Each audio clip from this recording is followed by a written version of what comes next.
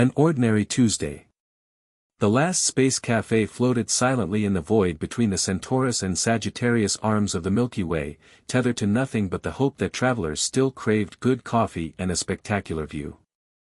The repurposed luxury cruiser served as a waypoint for smugglers, refugees, and the occasional lost delivery drone. Melody Vance, 26, adjusted her name badge and surveyed the morning crowd. Her copper-red hair was pulled back in a practical bob, and her uniform, a crisp white shirt beneath a dark blue vest, bore the cafe's logo, a steaming cup with a tiny galaxy swirling inside. She'd been working here for exactly 342 days, ever since her dreams of becoming a diplomatic translator had crashed against the reality of not being able to keep her mouth shut during treaty negotiations.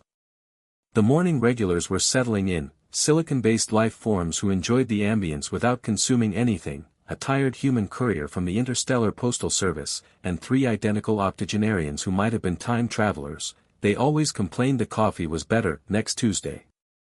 As Melody restocked the sugar substitutes, including packets clearly labeled, "Not sugar, will cause spontaneous molting," the door chimed.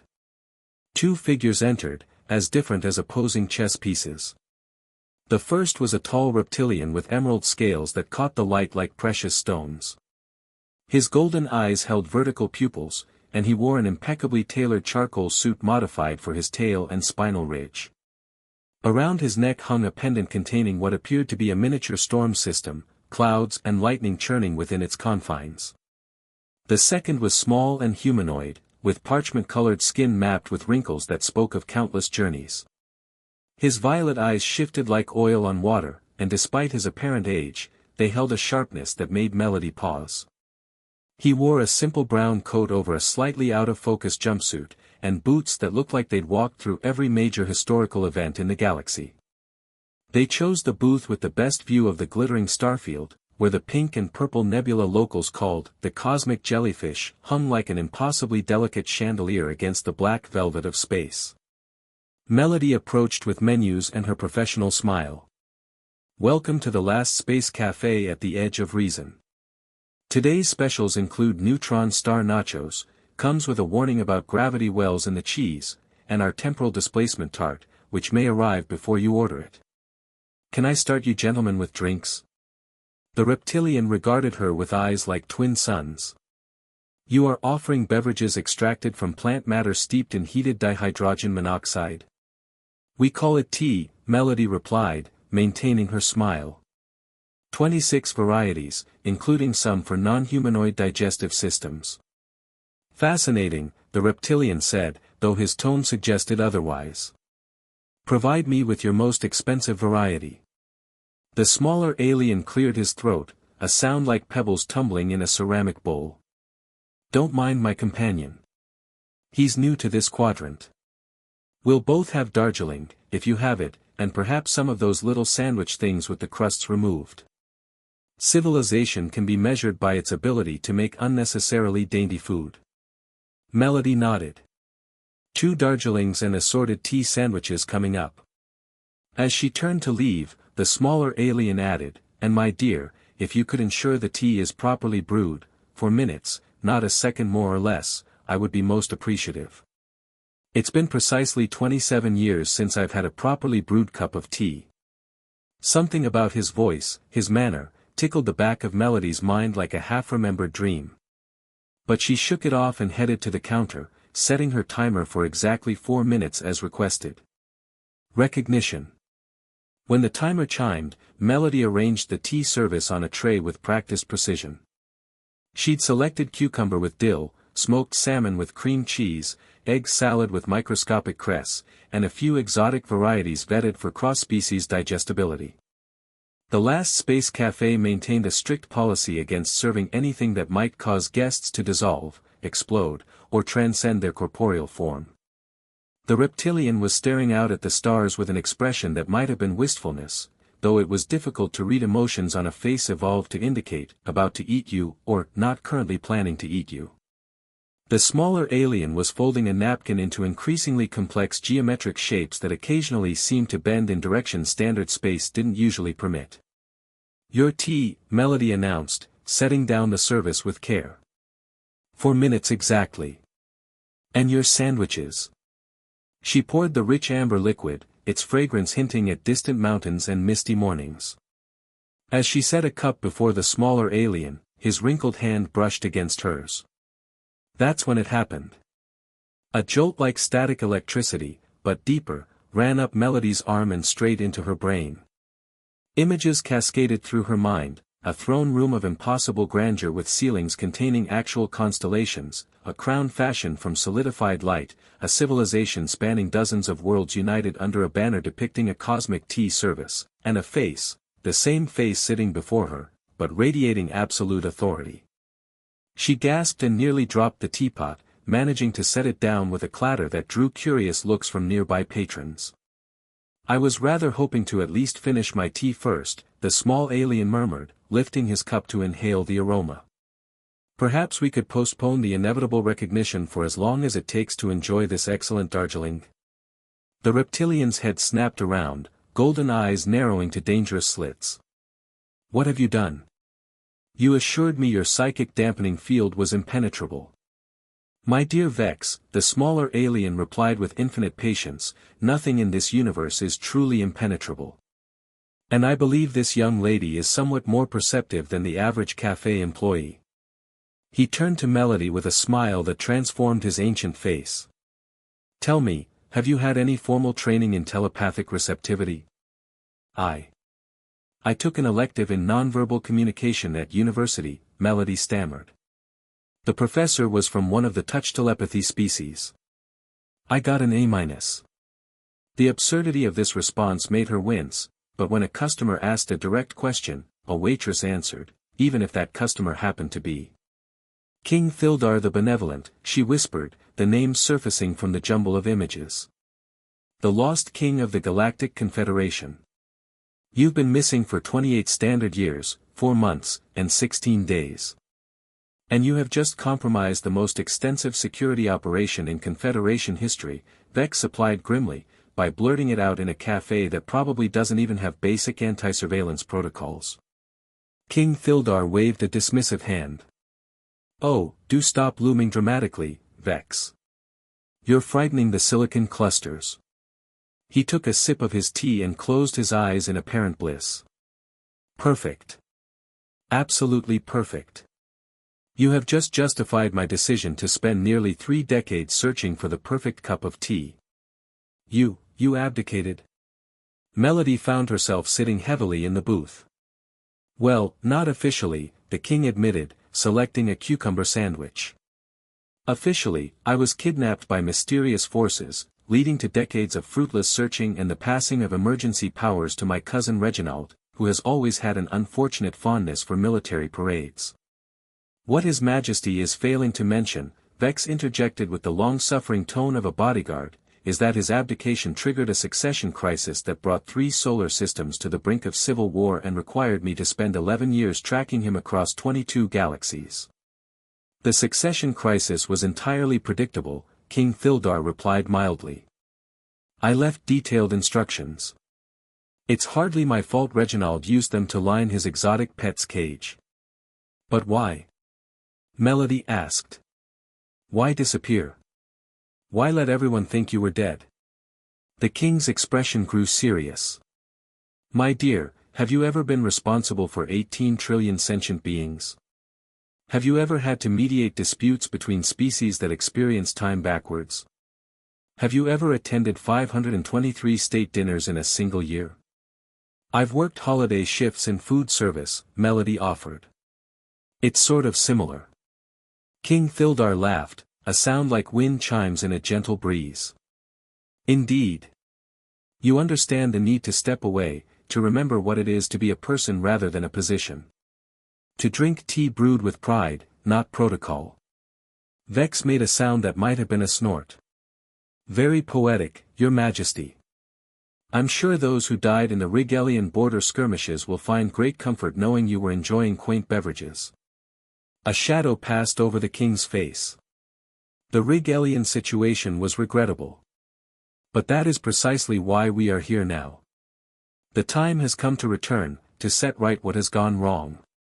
He raised his cup in a small salute to Melody. after sampling what is undoubtedly the finest tea in this spiral arm. The moment was interrupted by a commotion at the entrance. 3 figures in form-fitting uniforms of light-absorbing material had entered, their faces obscured by opaque visors.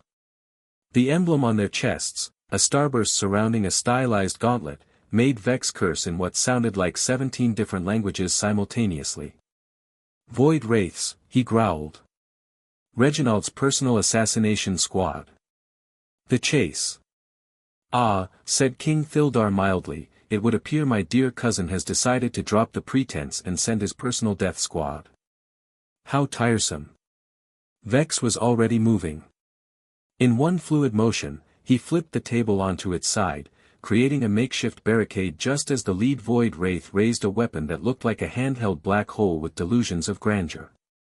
"Get down," the reptilian roared, pushing Melody behind the overturned table while his rings transformed into what appeared to be a combination of brass knuckles and miniature particle accelerators. The first shot missed them by inches, striking a potted plant near the silicon-based life forms. The plant didn't disintegrate so much as decide that existence was overrated and opted to explore, becoming a cascade of subatomic particles before vanishing altogether. The silicon clusters rolled hastily toward the emergency exit. "Most inconvenient," King Thildar remarked, retrieving his miraculously unbroken teacup. "I hadn't finished my sandwich assortment." He turned to Melody, who was crouched beside him in shock, rapidly giving way to the special outrage of service workers whose workplace has become a battlefield.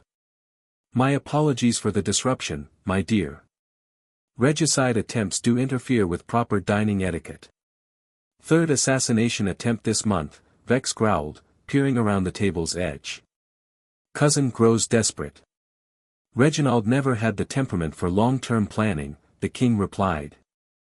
"I don't suppose this establishment has a back exit?" Melody's mind raced. Her training had covered beverage spills in zero gravity, allergic reactions to conceptual desserts, even temporal paradoxes, but armed assassins hunting deposed monarchs hadn't been in the employee handbook. "The kitchen," she whispered. "There's a service corridor behind it that leads to the maintenance docks. Supply ships unload there." "Excellent. And would I be correct in assuming that, this being a somewhat disreputable establishment, those docks contain vessels of a less than official nature?" Melody nodded. The last space cafe did receive regular deliveries from ships whose transponder codes changed more frequently than was strictly necessary for legitimate business. "Then we shall make our exit through the kitchen," the king declared with serene confidence. "Vex, if you would provide a distraction." The reptilian's mouth stretched into what might generously be called a smile. "With pleasure, your majesty." He stood, and suddenly the cafe's lighting seemed to dim around him. The storm in his pendant began churning more violently, and his suit's fabric rippled as if responding to invisible currents. When he spoke, his voice carried harmonics that made the walls vibrate. "Gentlemen of the Void Wraiths," he called out in perfect galactic standard, "you are trespassing on neutral territory and disturbing the peace of this establishment. I am Commander Vex of the Royal Guard, and I am formally requesting that you cease your aggressive actions and withdraw immediately." The lead Wraith's response was to fire again, this time at Vex directly. The reptilian moved with impossible speed, his claws trailing energy as he deflected the shot with what appeared to be a small personal force field. The deflected energy struck the ceiling, creating a shower of sparks and causing the lights to flicker ominously. "I take it that's a no," Vex muttered, then launched himself toward the wraiths with a roar that made the remaining patrons' teeth ache. "Now would be an excellent time to leave," King Thildar suggested, helping Melody to her feet. They ran toward the kitchen, keeping low as the sounds of battle erupted behind them, energy weapons firing, metal clanging against metal, and what sounded like furniture being used as ammunition. The kitchen staff had already fled, leaving behind bubbling pots and half-prepared meals. This way, Melody led them through the prep area toward a service door marked "Authorized Personnel Only," in 17 different languages, including one that appeared to be written in geometric shapes that hurt to look at directly. The service corridor was narrow and poorly lit, lined with pipes and conduits that hummed with the ship's life support systems. They could hear the battle raging behind them, punctuated by Vex's increasingly creative epithets in various alien languages. "Will he be all right?" Melody asked as they hurried through the corridor. "Vex has been protecting me for 47 years, the king replied. He once fought off an entire pirate fleet using nothing but a ceremonial scepter and his own righteous indignation. 3 assassins are hardly a challenge for him." They reached the maintenance dock, where several small ships sat tethered to the cafe's docking ports. Most were clearly cargo vessels, battered and practical, but one stood out, sleek and predatory looking, with lines that suggested it was built for speed rather than hauling freight. "That one," King Thildar pointed. "The owner has excellent taste in spacecraft design." "How do you know that's not locked?" The king smiled and produced a small device from his coat pocket. "My dear, when you've spent nearly 3 decades as a wandering vagrant, you pick up certain useful skills. Breaking and entering is surprisingly common in the curriculum of royal exile." The device made a soft chirping sound, and the ship's boarding ramp descended with a quiet hiss. Inside, the vessel was even more impressive: polished metal surfaces, comfortable seating, and what appeared to be a fully stocked bar. "Ah," said a familiar voice from the pilot's seat, "I was wondering when you'd find your way here." Vex turned to face them, apparently none the worse for wear despite having just fought 3 elite assassins. A few scorch marks on his suit and a slight tear in one sleeve were the only evidence of the battle. "The Void Wraiths?" Melody asked. "Temporarily inconvenienced," Vex replied. "Though they'll recover soon enough. We should leave before they call for reinforcements." He settled into the pilot's seat and began running through pre-flight checks. "I took the liberty of borrowing Captain Corax's ship. He won't mind, he owes me money from our last poker game." As the ship detached from the cafe and began moving away from the station, Melody looked back at her workplace through the viewport. The last space cafe continued its eternal drift through space, showing no external signs of the chaos that had just unfolded within its walls. "I don't suppose I'll be getting my job back," she murmured. "My dear," King Thildar said gently, "I rather think you're about to find yourself with a much more interesting employment opportunity."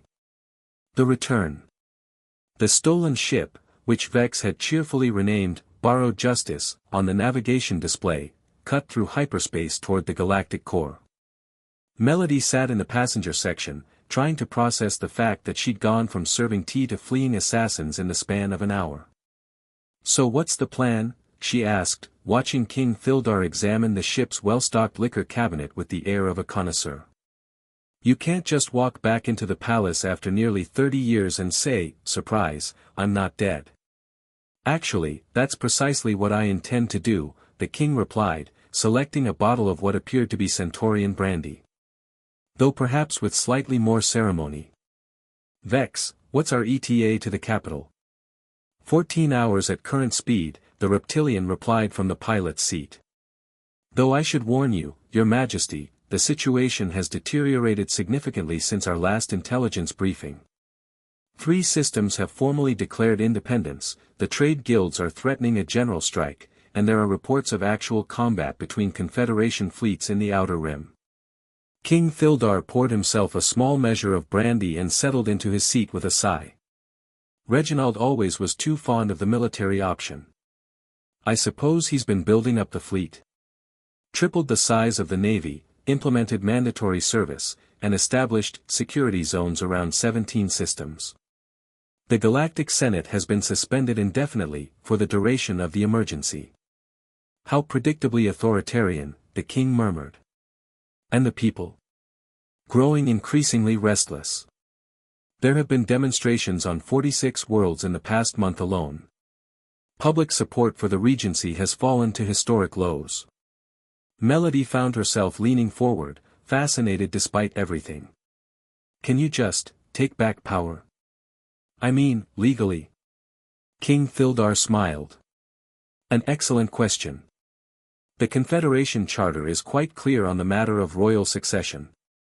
If the rightful monarch returns, the emergency powers automatically revert to the crown. Of course, Reginald may choose to dispute the matter. Which is why we're not simply broadcasting your return, Vex added. He'll likely claim you're an imposter, or that you've been compromised by hostile forces, or any number of other convenient justifications for maintaining power. So we need proof, Melody said. Something undeniable. Indeed. The king reached into his coat and withdrew a small, ornate box. Fortunately, I retained certain credentials. He opened the box to reveal a simple silver ring, unremarkable except for the way it seemed to bend light around itself. The seal of succession. It can only be worn by the rightful ruler, and it responds only to the true monarch's genetic signature. As he slipped the ring onto his finger, the change was immediate and dramatic. The air around King Thildar seemed to shimmer, and suddenly Melody found it difficult to look directly at him, not because he was too bright, but because he somehow seemed more real than everything else in the room. The weight of authority settled on him like a visible cloak. Impressive, Vex commented. I'd forgotten how unsettling that effect is. The king flexed his fingers, watching the ring pulse with inner light. 28 years I've carried this, waiting for the right moment. The burden of kingship isn't something you can simply set aside, it follows you whether you want it or not. But you did want to set it aside, Melody observed. That's why you left. I wanted to remember what it felt like to be human, or as human as one can be when one species evolved from creatures that were probably related to your Earth's cuttlefish. I wanted to have conversations that weren't about policy, to make choices that didn't affect the lives of trillions, to drink tea brewed by someone who cared about the quality of the tea rather than the politics of pleasing royalty. He looked at Melody with those shifting violet eyes. You gave me that, you know. For perhaps the first time in my adult life, someone served me tea simply because they took pride in doing it well. It really was very good tea, Melody admitted. I use a proper 4-minute steep and I never rush the process. Precisely. That attention to detail, that commitment to excellence for its own sake, that's what good governance should be. Not grand gestures or military displays, but countless small acts of competence and care. The ship's communication system chimed, and Vex's expression grew grim as he reviewed the incoming message. Your Majesty, we have a problem. Long-range sensors are detecting multiple Confederation warships moving to intercept us. It appears word of our escape has reached the capital. King Thildar stood, and with the ring on his finger, the simple action seemed to carry the weight of destiny. Then we'd better ensure we reach them before they reach us. What's the fastest route to the palace? There isn't one, Vex replied. They've established a blockade around the entire system. Standard approach vectors are heavily monitored, and any ship not broadcasting proper authorization codes will be destroyed on sight. Then we don't use a standard approach, the king said. What about the old smuggler's route through the Helix Nebula? That passage hasn't been used in 15 years. The gravitational anomalies make it nearly impossible to navigate. Nearly impossible for most pilots, King Thildar smiled. But you, my dear Vex, have never been most pilots. And besides, I happen to know that passage quite well. I used it several times during my mysterious disappearance, to check on how the kingdom was managing without me. Vex's claws clicked against the controls as he plotted a new course. The things I do for the crown, he muttered. Hold on, everyone. This is going to be an interesting ride. As the ship changed course toward the swirling colors of the Helix Nebula, Melody realized that her quiet life of serving coffee to spacefaring oddballs was definitely over. Whether what came next would be better or worse remained to be seen, but it would certainly be more exciting. Through the viewport, she could see the first tendrils of the nebula reaching out toward them like cosmic fingers, beautiful and dangerous in equal measure. The new dawn. The passage through the Helix Nebula was everything Vex had promised and more. The ship twisted and bucked through gravitational eddies that played havoc with the instruments, while outside the viewport, ribbons of gas in impossible colors painted the darkness like a living artwork. Melody gripped her seat as the vessel shuddered through another gravity well, wondering if her first day as an accidental revolutionary would also be her last. Almost through, Vex announced, his claws dancing over the controls with practiced precision. The palace's private docking bay should be just ahead. Won't they detect us? Melody asked. King Thildar, who had remained remarkably calm throughout their harrowing journey, smiled. The royal quarters have certain accommodations for discreet arrivals. One of the advantages of having ancestors who occasionally needed to slip in and out of the palace unobserved. The ship emerged from the nebula into the shadow of Regulus Prime, the capital world of the Galactic Confederation. Melody had seen images of it before, but the reality took her breath away, a world that was more city than planet, its surface gleaming with towers that stretched toward the stars. At its heart, the Crystal Palace rose like a mountain of light, its spires disappearing into the clouds. Following Vex's expert piloting, they slipped through the planet's defensive grid and descended toward a concealed docking bay hidden within the palace's lower levels. The ship settled onto the landing platform with barely a whisper, and King Thildar stood, straightening his simple brown coat. "Well then," he said, "shall we go reclaim a kingdom?" The palace corridors were exactly as Melody had imagined them, vast hallways lined with artwork from 1,000 worlds, ceilings that seemed to hold actual stars, and an overwhelming sense of history and power. They encountered few guards, and those they did see stepped aside with confused recognition as King Thildar passed, the seal of succession making his true identity unmistakable. "The throne room is just ahead," Vex murmured as they approached ornate double doors that stood 30 feet high. "Are you ready for this, Your Majesty?" King Thildar paused, his hand on the door. "You know, I rather think I am.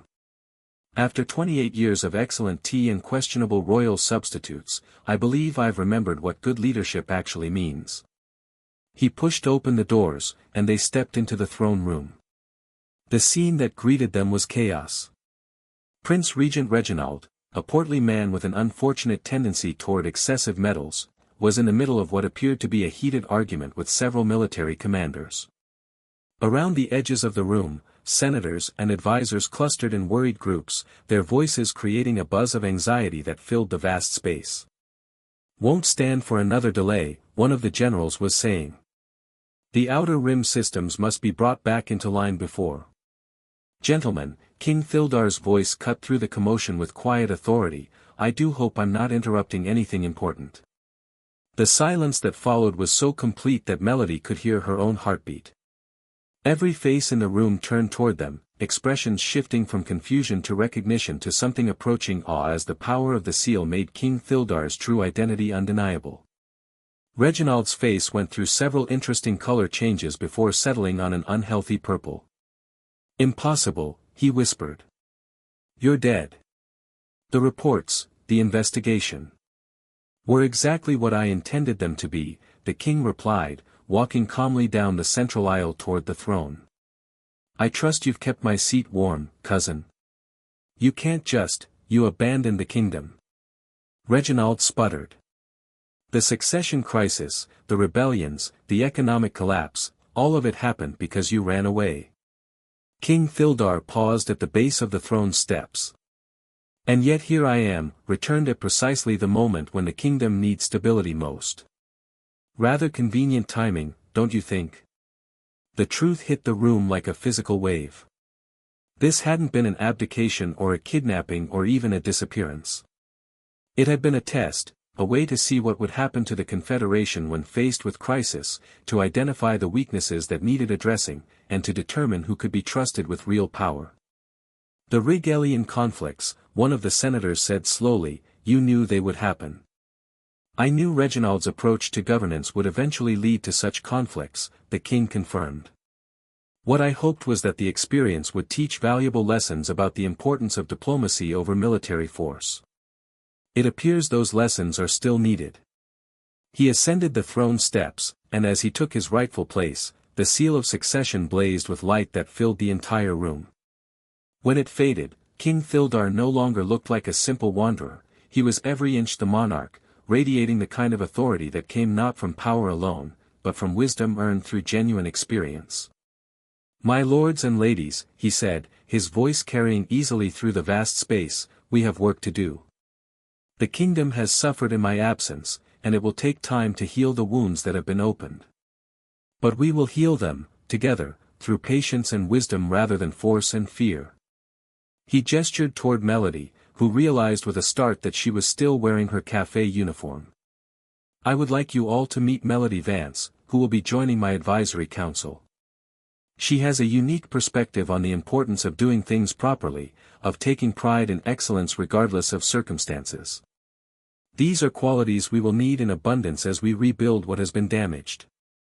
The transformation of the kingdom didn't happen overnight, of course. There were treaties to renegotiate, rebellions to peacefully resolve, and an entire military apparatus to be carefully scaled back.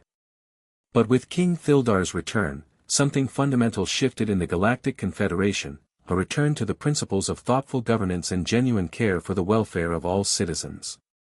Melody found her new role as royal advisor for citizen affairs both challenging and rewarding. Her background in customer service, it turned out, provided excellent preparation for dealing with the complaints and concerns of 18 trillion beings. She established listening posts throughout the kingdom, places where ordinary citizens could voice their needs and know they would be heard. And she insisted that the palace install a proper tea service. 6 months after that fateful Tuesday at the last Space Café, Melody stood on the palace's observation deck, watching the sunset paint the capital city in shades of gold and rose. King Thildar joined her, carrying 2 cups of perfectly brewed Darjeeling. Any regrets? He asked, offering her one of the cups. Melody considered the question as she accepted the tea. Her life had changed beyond all recognition, from serving coffee to cosmic wanderers to helping govern a significant portion of the galaxy. But every day brought new challenges, new opportunities to make a difference in people's lives, and the satisfaction of knowing that her work mattered. Only one, she said, taking a sip of the perfectly steeped tea. I never did get to finish my shift that day. MX Plurb is probably still wondering what happened to the cleanup duties. King Thildar laughed, the sound carrying across the evening air. I think we can arrange for a proper resignation letter to be sent. After all, good service deserves proper notice. As the stars began to appear in the darkening sky, Melody reflected on the strange turns life could take. She'd started that Tuesday morning expecting nothing more than the usual routine of serving beverages to an eclectic mix of travelers.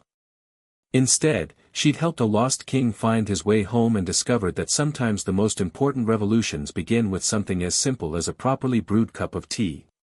In the distance, she could see ships arriving and departing from the palace spaceport, traders, diplomats, and ordinary citizens all going about their business in a galaxy that was slowly learning to be at peace with itself again. It was a good view for someone who had once served tea at the edge of reason and now found herself helping to brew a better future for them all. The end.